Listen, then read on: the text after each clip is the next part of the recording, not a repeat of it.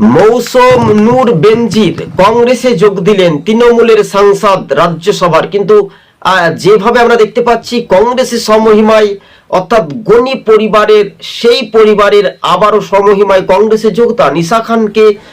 ঈসা খান চৌধুরীকে সঙ্গে নিয়ে দিল্লিতে আনুষ্ঠানিকভাবে কংগ্রেসে ফিরলেন। একেবারে রীতিমতো একটা খুশির উৎসব 26-এর বিধানসভা ভোটের মুখে আমরা বলতে পারি। সেই ভিডিও ফুটেজ নিশ্চিন্তে যোগদানের চিত্রটা দেখাচ্ছি। একই সঙ্গে মৌসুম নূর এবং তার সপরিবাররা কি বলবেন এই বিষয়টা নিয়ে। তৃণমূল আদতে মালদাতে খাতা খুলতে পারবে না। 2021-এ ভুলবশত কারণে মানুষকে বিভ্রান্তিত করে তারা কিন্তু ভোটে জয় হয়েছিল, আর পার পাবে না। তাই সেই ভিডিও ফুটেজটা দেখুন। যোগদান আনুষ্ঠানিকভাবে দিল্লিতে গিয়ে করেছেন।